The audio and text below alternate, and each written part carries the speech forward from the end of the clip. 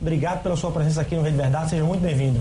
Eu que agradeço o convite, Torres, Marconi, a todos os telespectadores, o meu cordial boa tarde. Ok, deixa eu só começar, inclusive, a entrevista aqui com o governador, já registrando uma informação que ele passou assim que entrou aqui nos estúdios do Rede Verdade, e Marconi Ferreira, rápido no gatilho, já colocou aqui no paraíba.com, tá aí na tela do Rede Verdade. Cássio informa que acertou com Ricardo Coutinho implantação da ACD em Campina Grande, uma nova sede aí dessa associação que tem tido um trabalho maravilhoso, uns 60 anos em defesa da assistência da criança deficiente, portadora de deficiência. Cássio Lima, obrigado pela sua presença. Eu queria começar um pouco com outros assuntos, depois a gente trata exatamente dessa questão da ACD aqui na Paraíba.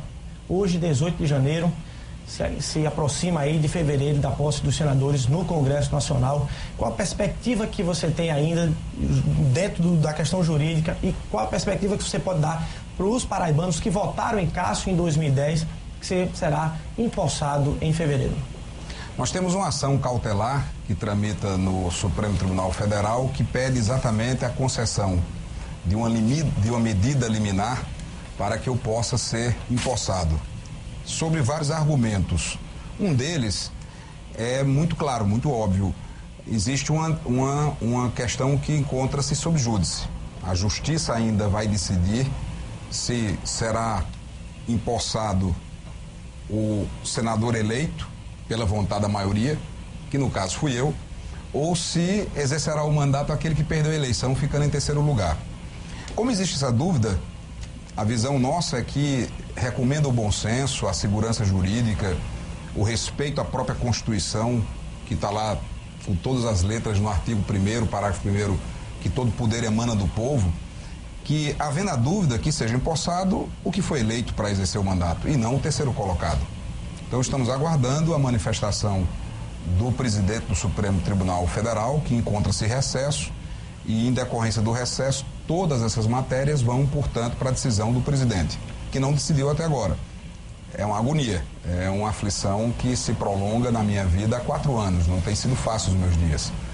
Mas mantenho a fé, mantenho a confiança, mantenho a esperança para que eu possa ser empossado, e não sendo empossado, caso a medida cautelar não seja julgada ou o pedido seja indeferido, teremos ainda a derradeira instância, o momento final, que é o julgamento do mérito desta ação no recurso extraordinário que está sob a relatoria do ministro Celso de Mello.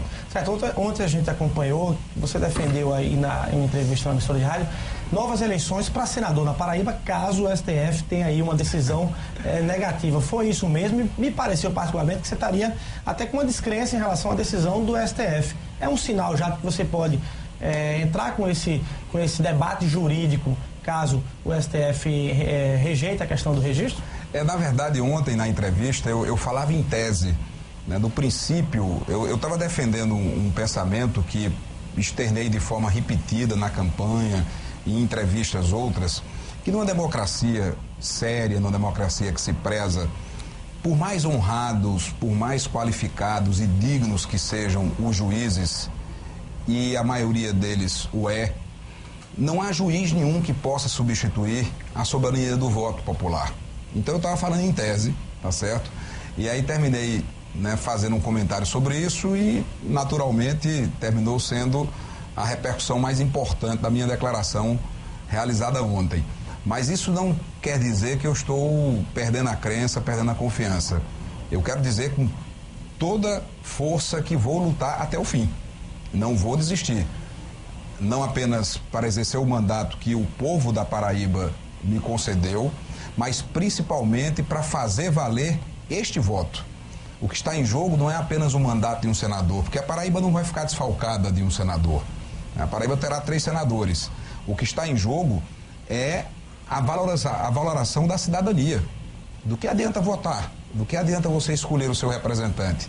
Eu fui candidato porque a Justiça Eleitoral me permitiu ser candidato, porque havia espaço de recursos, tanto é que tem um recurso ainda não julgado. A minha foto estava lá na urna eletrônica. Quando as pessoas colocavam o 456, que foi meu número, aparecia meu retrato, as pessoas confirmaram. Eu fui candidato em oposição ao governo federal, em oposição ao governo do estado, em oposição à prefeitura da minha principal base política, que é Campina. Mesmo assim, obtive a maior votação de um senador na história da Paraíba e quero lutar para que a vontade dessas pessoas seja respeitada. Porque, do contrário, você começa a ter uma república de iluminados, onde o povo vota, mas vamos ainda ter uma decisão de um grupo seleto de pessoas que, por mais honradas, qualificadas, não estou fazendo aqui nenhum ataque à justiça, eu estou fazendo uma crítica a um modelo que, ao meu ver, está errado e que precisa ser corrigido em respeito à soberania do voto popular. Governador, o senhor falou em tese nessa questão aí, justamente de uma nova eleição, mas parece-me que está desenhando isso aí, levando-se em consideração que o senador eleito e diplomado, né, digamos assim, não eleito, mas diplomado, o Santiago, está enrolado aí com a justiça. Ele pode até ser cassado. Não haveria aí uma brecha justamente para que os seus advogados, ou então até mesmo a coligação do que o senhor participou e foi eleito senador da República com mais de 1.400.000 votos, pudesse requerer uma nova eleição para o Senado da República aqui no estado da Paraíba? Marconi, eu acho que o que você, né, traz para a entrevista é o retrato dessa confusão que o Brasil vive. Nós estamos há 15 dias, né, da posse dos representantes de um estado no Senado Federal, que é uma instituição extremamente importante na República. Não se sabe quem será de fato o senador, não se sabe se o terceiro colocado, que também responde da demanda judicial, poderá ser cassado. Definitivamente o Brasil precisa rediscutir esses temas. Não é possível, ou a justiça encontra um mecanismo para que ela seja suficientemente rápida, e rápida para todos, e não para alguns. Porque o que é terrível nisso tudo é que para alguns o processo anda, quando tem que andar. Para outros o processo não anda. Para outros casos você se sente um pária. O pária é uma caixa de indianos, né, que, só para explicar, né, que não tem acesso a nenhum direito do Estado. Então você se sente um pária. Você não consegue vislumbrar sequer a proteção jurisdicional do Estado. Se, por exemplo, essa minha ação cautelar não vier a ser julgada, eu vou me sentir como cidadão alguém que não tem a proteção jurisdicional do Estado, porque em tempo hábil, dentro dos prazos, fiz um pedido que a justiça teria que se manifestar. E o fato que gera essa confusão não é só aqui não, é no Brasil inteiro. E só para prestigiar, governador, o nosso internauta aqui, viu, Marconi, que já tem pergunta aqui, eu confesso que não estou encontrando mais porque está entrando muita pergunta. No meu caso também. Teve um internauta aqui, uma tuiteira aqui, que perguntou, pergunta aí pro senador eleito Cássio Cunha Lima, como é que ele se sente não sendo diplomado e o Paulo Maluf entrando aí no Congresso Nacional. É esse o Brasil que a gente vive. Eu fui prefeito 3 vezes, eu fui governador por 2 mandatos, eu não tenho uma conta rejeitada, eu não tenho uma ação de improbidade administrativa julgada contra, eu não tenho uma imputação de débito. Ou seja, durante quase 10 anos de exercício de cargos no Poder Executivo, e talvez eu seja o político do Brasil que tem maior tempo de exercício de mandatos no Executivo, incluindo o mandato de governador, que não tem uma nódoa, não tem uma mácula na minha trajetória. No aspecto fiscal, cumpri todas as normas fiscais do Estado, equilibrei as finanças da Paraíba, fiz um trabalho que me provocou um desgaste político enorme, porque ao tempo que faltava dinheiro para dar aumento ao funcionalismo, para fazer obras e investimentos, eu estava pagando dívidas do Estado, e isso as pessoas, né, não percebem. E tem uma trajetória absolutamente limpa. Fui condenado injustamente numa demanda restrita à Justiça Eleitoral, cumpri a pena, uma pena duríssima, porque no meu caso, não apenas tiraram o mandato de governador, e esse mandato de governador eu conquistei pela vontade livre do povo paraibano. Me aplicaram uma multa no teto, em outros casos condena, mas não caça o mandato, nem aplica a multa mais elevada. Aí você começa a olhar 2 pesos, 2 medidas, em exemplos recentes da Paraíba. E ao mesmo tempo eu consigo ser candidato e o eleitor que foi para a urna recebeu lá um cardápio na urna eletrônica. Ó, aqui tem carne, tem peixe e tem frango. Mas tem filé, frango, tem gente que escolheu frango, tem gente que escolheu peixe, tem gente que escolheu qualquer outra coisa, mas fez sua escolha. E essa escolha há de ser respeitada. Então, acho que nós temos que fazer uma reflexão muito profunda, porque estamos com a nossa democracia ameaçada.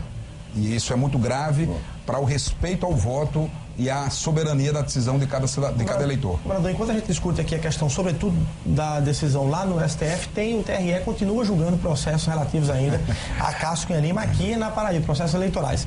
Eu lhe pergunto, que gostaria que você falasse com toda sinceridade para o telespectador da TV Arapuã, para as câmaras da TV Arapuã, o governador Cássio Cunha Lima se vê fora da política, quer dizer, em relação a esses processos todos, sobretudo com esse processo, a questão do ficha limpa, se vê alguma vez fora da política definitivamente? E esses processos não perdem o objeto, não? Não, é muito curioso. Eu vou ser criticado dessa entrevista, mas eu estou chegando num ponto em que ou eu falo de forma, né, plena, né, ou você também explodindo. O meu mandato já tá concluído, quer dizer, já fui afastado do governo. Já não sou governador, não tenho a menor chance mais de ser governador, até porque já houve eleição, já tem um novo governador, que é Ricardo. E mesmo assim, o TRE continua julgando os meus processos. Da eleição de 2006. Os processos de Maranhão nunca foram concluídos o julgamento. Processos de prefeitos que estão hoje no exercício do mandato e que, portanto, poderiam ser punidos por delitos cometidos, não são julgados em definitivo. Os deputados, e não vou nominá-los, que teriam praticado atos de infidelidade para o nosso partido, tiveram julgamentos quase que na última sessão, terminando o mandato. Então, é onde você sente que, infelizmente, a gente precisa evoluir para que a justiça tem que ser rápida, mas tem que ser para todo mundo. Não pode escolher um Cristo, para esse aqui vai andar o processo, na hora que a gente tem que fazer andar. E para isso aqui vamos dar embargo de gaveta. Você acha que a Justiça Eleitoral escolheu Cássio Cunha Lima para Cristo aqui na Paraíba? Não vou nominar a Justiça Eleitoral porque eu estou falando da instituição, né? A instituição ela é importante. Eu preciso identificar e aí nominalmente posso citar um por um daqueles que terminam, né, fazendo avançar e que pousa de vestal, né? E que faz todo um trabalho de aparecer perante a sociedade como um verdadeiro vestal. Então, eu não estou criticando a instituição, não há crítica na instituição. Depois eu pego os nomes e volto aqui nessa bancada para a gente, né, falar de nomes. Porque eu não posso, por exemplo, fazer a crítica ao Ministério Público, que é uma instituição que eu, como constituinte, com o meu voto, com a minha consciência, com o meu poder de representação no Congresso, ajudei a fortalecer. Mas é estranho quando o Ministério Público, o procurador Ayrton, por exemplo, numa acusação gravíssima num caso de Campina Grande, ele dá parecer pela absolvição do prefeito. É estranhíssimo isso. Ele usou uma tese que nem os advogados de veneziano tiveram coragem de usar. Então é preciso que a gente discuta isso com clareza, porque do contrário nós não vamos contribuir. E não vou sair da política. Eu posso ficar sem mandato. Se for essa a decisão final da Justiça, mas não deixo a política, porque sou um ser político, vou fazer o meu trabalho voluntariado na ACD, né? Esse é meu sonho, meu foco, depois a gente fala sobre isso, tenho minha militância no partido e vou continuar contribuindo, porque eu acho que esse debate que tem que ser feito é um debate que interessa a todos os paraibanos. É um debate que interessa a todos nós, porque ele encerra temas de extrema gravidade e o que está acontecendo no Brasil precisa e exige uma profunda reflexão. Ok, a gente vai para um rápido intervalo comercial, só antes de registrar, viu, governador? Além dos tweets aqui, a gente está recebendo, a produção está recebendo também ligações aí de Campina Grande.